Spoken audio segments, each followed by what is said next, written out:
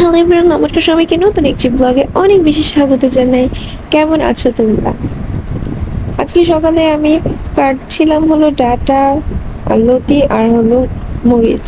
এগুলো কেটে পলিথিনে করে ফ্রিজে রেখে দেবো, তারপর আমি সকালে রান্নাটা বসাবো।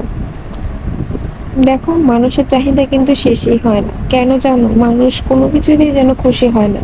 মানুষ সামান্য পেলে মনে হয় আরেকটু যদি পেতাম তাহলে আরো ভালো হতো, এই একটা অবস্থা। এতদিন রোদ ছিল, ভেবেছিলাম কবে একটু বৃষ্টি নামবে, আর এখন বৃষ্টি, কবে একটু রোদ আসবে সেই চিন্তা করতে করতে দিন যায়। মেয়েটার খাবারও ফুরিয়ে গেছে। এখন মামামে খাবার বানাতে তো রোদ অনেক বেশি প্রয়োজন, যেটা এখন আর সম্ভবই না ওঠা। বেশ কয়েকদিন যাবত এরকম মেঘলা মেঘলা আছে আর কি, বৃষ্টি বাট রোদ উঠছে না।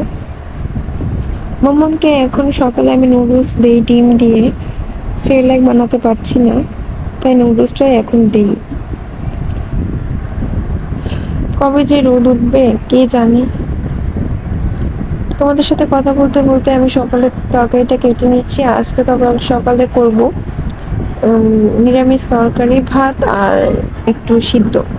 এই তো সকালের খাবার, হালকা পাতলা খাবারই সকালে খেতে বেশি ভালো লাগে। আর এখন খিচুড়ি, বৃষ্টিতে খিচুড়ি সেদিন খেয়েছি, তাই এখন খিচুড়ি টিচুড়ি খেতে ইচ্ছে করছে না, করতে ইচ্ছে করছে না। তোমাদের সাথে কথা বলতে এই যে আমার তরকারি কাটা শেষ। তরকারিগুলো কেটে নিয়েছি, এখন আমি কড়াইতে তেল দিয়ে দিয়েছি, ফোড়নে দিয়ে দিলাম পাঁচফোড়ন। পাঁচফোড়নটা একটু ভাজা ভাজা হয়ে আসলে দিয়ে দেবো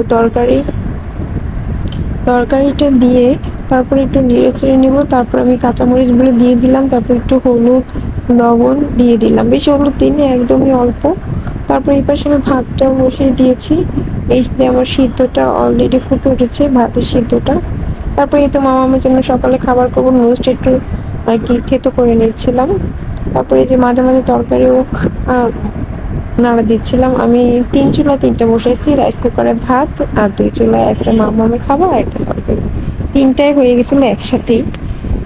তারপরে তো নাড়তে নাড়তে ভাজা ভাজা হয়ে আসলো। তারপরে আমি পরিমাণ মতো জল দিয়ে দিলাম, একটু ঝোল ঝোল রাখবো তার জন্য জল দিয়ে দিলাম। এদিকে আমার ভাতটাও হয়ে গেছে, এদিকে মামার খাবারও রেডি, আর এদিকে তো তরকারি হয়ে গেছে। তারপর আমি মাঠটা ফালিয়ে নিলাম। আমি রাইস কুকার রান্নার পর মাঠটা ফালিয়ে নিই, না হলে নাকি খাওয়া ঠিক না মার সহ। আজকের ভিডিওটা এই পর্যন্তই। ভালো লাগলে একটা লাইক দিয়ে পাশে থাকবেন। ধন্যবাদ সবাইকে, thanks for watching, bye bye.